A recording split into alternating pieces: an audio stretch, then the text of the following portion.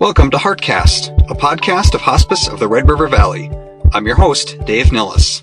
Today we're joined by Kristi Ostlund. Kristi is a volunteer coordinator with Hospice of the Red River Valley. Kristi, what are some of the volunteer roles with Hospice of the Red River Valley? We have a ton of volunteer roles that people can choose to volunteer from. The biggest role that we have is the companionship role. So that's your typical friendly visitor. This person would be matched with a patient of ours based on similar interests or location, and popping by once a week, maybe twice a month, just for a half hour, an hour to say hello and develop a friendship for the duration of that patient's stay with us. We also have a program called We Honor Veterans, and that allows for military veterans in the community to pair with a military veteran patient and really enjoy the camaraderie and experiences that only really they can relate to, as opposed to non-military veterans. That's a really important project that we're working on making bigger and getting more community members involved in that one.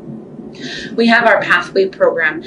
That program is really special in that those volunteers are specially trained to work with patients who are actively dying. So this is in the last 24 to 48 hours of life, and they do such great work making sure that that person's journey comes to an end with peace and dignity and knowing that somebody is there for them. That's a really, really special program. We have volunteer sewers, so all the people in the community who volunteer for us and do sewing, they make celebration bears. So after a patient has passed away, the loved one, the family or friend of the patient that we had, can go ahead and bring in clothing or maybe material that reminds the person of the patient, and our sewers will make them into these incredible teddy bears. And you can get 2 teddy bears, and they are beautiful, and a lot of our sewers will take time to personalize them with bow ties or pearl earrings and things like that. The reactions we get from family members when they see those celebration bears is overwhelming. They are oftentimes so tearful and thankful, and it brings a bit of closure. So those volunteers are highly, highly valued. We also have courier services. So we service a huge part of Minnesota and North Dakota, and getting supplies or medications from one end of our service area to the other can oftentimes be challenging. And our volunteers who do courier services step up and jump in and help us transport a lot of those things. So I would say those are the biggest volunteer roles that we have. What makes a good patient companion volunteer, and what requirements are involved? So the requirements piece is that we do want our volunteers to be at least 18 years old and have either a high school diploma or a GED, a clean background check. So we will run a state and federal background check on all of our volunteers, just to make sure people of good character are working with our patients and their families. You are also required to do about 2 hours of initial training with volunteer coordinator, and that is just to learn best practice. What are our policies? How can we follow them? What is the best route for handling some situations that you might encounter, and how to develop those relationships. Relationship building is the biggest piece that we do focus on, including infection control and HIPAA. We also like to have a good personality for our volunteers, and that doesn't necessarily mean one type of personality. We have volunteers who are very calming and quiet and really provide a strong presence. We have some volunteers who are extroverts and wonderful companions to visit with for hours on end. We have volunteers from all walks of life. We have homemakers, we have retired business professionals, we have truck drivers. So anybody could be a volunteer as long as you follow the requirements. Yeah, we would like to chat with anybody who would like to learn more about volunteering.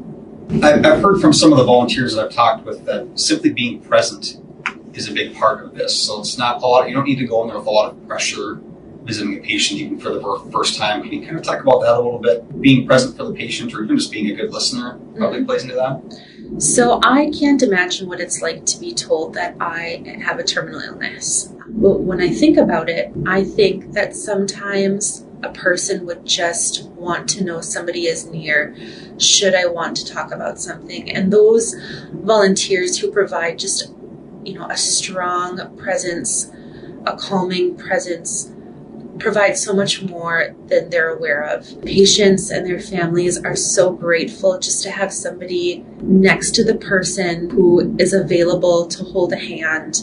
And oftentimes, just knowing that you're not alone is enough. And you don't necessarily have to say anything. It's just being there that really makes the difference for a patient. And I think a lot of volunteers think that volunteering is actively doing something and not passively doing something, but passive is so much more important sometimes than being active. Kristi, COVID-19 has impacted all of us in some form or another. How has COVID-19 impacted your volunteers? COVID-19 kind of threw us for a loop for a while. Volunteering in itself is typically thought to be in person, hand in hand, doing things, and we've had to take a step back. Our volunteer services were on hold for about 6 weeks until we could regroup and really figure out a way where we could best serve our patients and best serve our families. Once we were able to regroup and kind of get an idea on how to handle COVID, we put together an amazing program for everybody. We have a phone program that we started doing where volunteers are now making the phone calls to patients, letter writing. Our sewers have never been busier than they are right now. We have implemented more sewing projects in addition to celebration bears. Our volunteer retention and engagement opportunities have skyrocketed. I feel so close to my volunteers. I feel like I know them on a much more personal level. We have started book clubs and newsletters, and so much more has come out of COVID than we ever anticipated. COVID was not great for a lot of people, but it did provide us an opportunity to think outside the box and how we can step our game up. And I think that we rose to the challenge and we did a really good job. Is there a particular volunteer experience or maybe even a volunteer, an individual that really sums up best the role that they play with Hospice of the Red River Valley? We have so many amazing volunteers that I could talk for hours about and the difference that they make every single day in patients' lives. Recently, our volunteer, Grace Matson, over in Detroit Lakes, she won the 2020 Volunteer of the Year Award through the Minnesota Hospice and Palliative Care Organization, which was a huge, huge honor to be able to tell Grace that she won. Grace is very humble, and she didn't feel that she deserved the award, but when you win a statewide award, that really speaks for itself. Grace, she shines every single day in such a quiet way. She's so patient-focused, and she visits so many patients. She provides so many services. She's a veteran of the U.S. Navy. Grace really exemplifies what an outstanding volunteer would be. And not just necessarily what a hospice volunteer is, but a volunteer in any capacity. Grace, she comes to work because she considers her volunteer position her job. She comes ready every day, ready to do good things. She wants to make a difference. She has been known to volunteer 8 hours a day, Monday through Friday, for the last 10 years. She sees patients at Ecumen Nursing Home in Detroit Lakes. People ask for her by name. She is well known in our community, in the elder care community. She has an amazing backstory, and if you ever have a chance to visit with her about it, please do so. She is an incredibly interesting person who has lived through some amazing times. Grace never says no. She wants to help as many as she can while she's able to do so. Her reason why, her reason for volunteering is incredibly touching, and I think that she's an inspiration to so many, even though I don't know if she knows that. You talked a little bit about some of the new areas of focus and new opportunities for volunteers. Can you talk a little bit more about some of those projects? What are some upcoming things? And what are some of your greatest needs right now? Sure. So we have a whole bunch of upcoming projects that we're actively working on, one of which is called Positive Connections, and that's positive starting with PAWS. that Positive Connections program is going to have volunteers focus on the animal role. We have patients who have their best friend as their dog or their cat, and they can't care for that animal like they used to be able to because of the decline in their health. So through Positive Connections, a volunteer would be matched with an animal and walk the dog, socialize the cat, do some basic grooming, helping to feed the animal, things like that, to allow for that animal to stay in the home with its owner for as long as possible. I think that's going to make a lot of people happier, knowing that their animal isn't uncared for, not cared for how they would like to have that happen. We have the We Honor Vets program that we are always trying to build up, recruiting community military veterans. It has been a challenge, but it's allowed for us to make some connections and really talk about the program in a variety of settings that allows for us to match a community military veteran up with our patients who served in the military. All branches, we still have World War II veterans that we serve here on hospice. And the stories you hear from patients about the things that they've done, the things that they've seen, are unlike any other.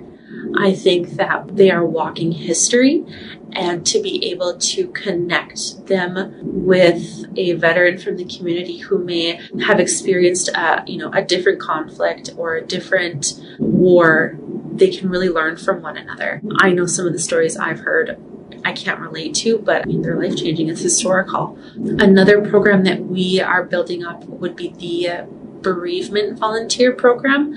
Now that program, we are working on getting volunteers, helping our bereavement social workers, making phone calls, making relationships with the spouse or the family member left behind after that patient's death. We also have a phone call program where when we can't see patients in person, we can speak with them on the phone and still make those connections and still let them know that somebody is out there thinking about them, praying for them, and just hoping one day they can meet in person. We need volunteers for all of those programs. Geographically speaking, we need volunteers in a lot of our communities that we either don't have any volunteers or we have very few. So on the Minnesota side, that would be like Thief River Falls, Minnesota, Argyle, up in Roseau, Fergus Falls, Park Rapids, the Monaga area. And then over in the North Dakota side, we could always use volunteers in the Ellendale, North Dakota, Ashley region. Up in Devil's Lake would be huge. Pembina.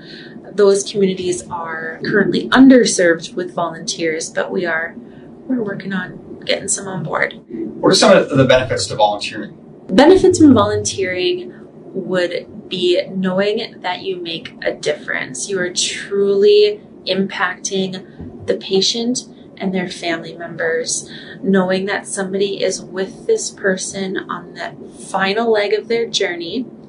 The family is always so appreciative of that. I hear oftentimes from volunteers that they just feel good after a visit and they really can't explain it, but they just feel good. They know that an act of kindness was done. A lot of our volunteers learn things from our patients. Like I said before, our patients are oftentimes walking history, and we learn so much from them that, you could read in a history book, but hearing it from a firsthand experience is something entirely different. I think a lot of our volunteers who don't see patients directly also benefit from knowing that they're part of something bigger, knowing that whatever it is that they're doing is helping an organization that serves so many patients every year, and is truly life-changing. How has working with hospice patients and volunteers impacted you personally? So I never really had a big loss of anybody, so I can't speak to grief. However, my background as a nurse allowed me to work with people in a professional setting when their loved one has died or was dying. And switching from a clinical role to a hands-off role, more of a support services role, has allowed me to take a step back and see how all of the pieces come together. And that volunteer piece is so important. It's so important to maintain socialization and friendship and to see how people in two entirely different generations are still able to connect and enjoy the company of one another. And when I hear from patients, family members, that they couldn't have done it without their volunteer, and that they continue to think about and tell stories about the time the volunteer came out and so happened, and how that leaves a lasting good memory in somebody's heart, is just unexplainable. To know that even from a non-clinical standpoint, that you've kind of made a difference, which has been nice. Kristi, is there anything else you'd like to add? I would love to talk to anybody about volunteering. So if you're interested in exploring some volunteering opportunities, please feel free to give me a call. I'd like to hear from anybody. Thank you for listening to Heartcast. For past episodes and more information about Hospice of the Red River Valley, visit hrrv.org.